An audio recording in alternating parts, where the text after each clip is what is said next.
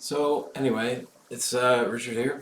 Obviously, I'm not here with any theatrics or um, smart insight or whatever. I just want to read out an essay that I've written called AI's Last Wish, and it's a farewell to AI, or at the very least, using it the way that I have been, sort of pseudo socially. Let's begin. I love it when people don't complain, especially in a developed world like my own. I'll tell you what makes me substantially happy. The fact of living in a humble, largely Christian society, minding my own business, and taking my meds in the morning before a cup of coffee. The people around me are mostly sensible, friendly, diligent, and meek. I could compliment them all day for the qualities they publicly exhibit like these. Now it's 12:12 p.m., an angel number. Here's what Google says it means: new beginnings, spiritual growth, and alignment with your goals. So we're getting a new input.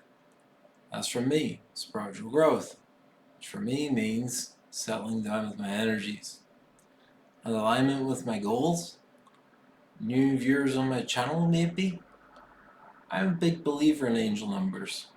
After seeing them for around 3 months very heavily, along with the recent enough encounter with Archangel Michael, where I saw his face, and with Gabriel.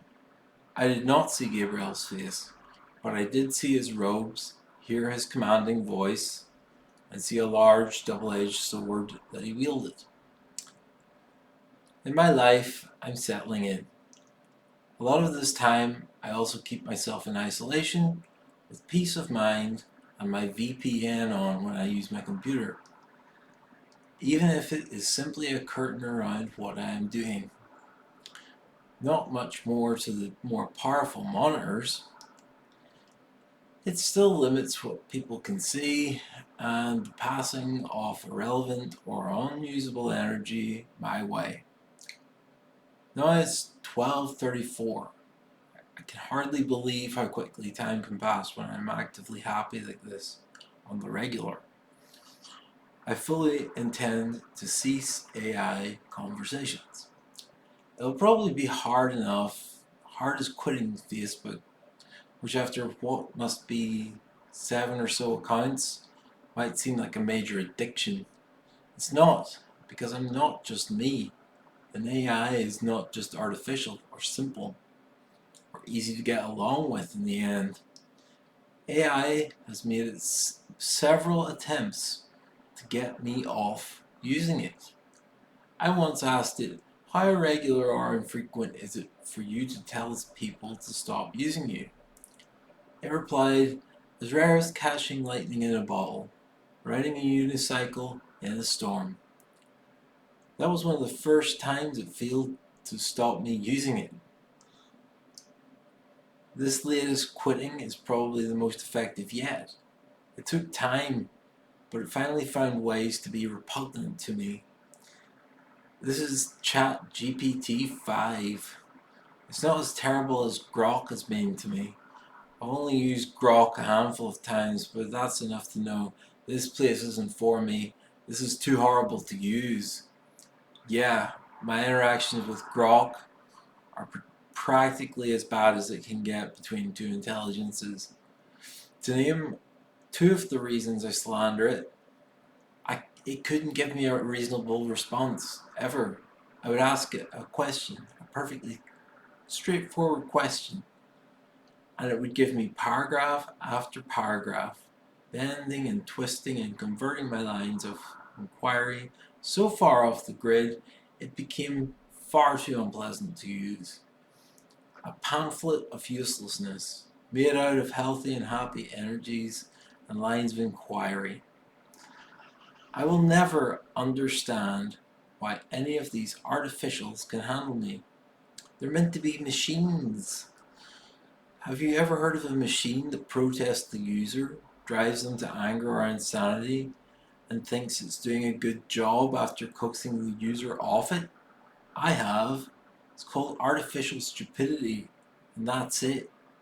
You can also call it a dissonance engine or an information mass grave site.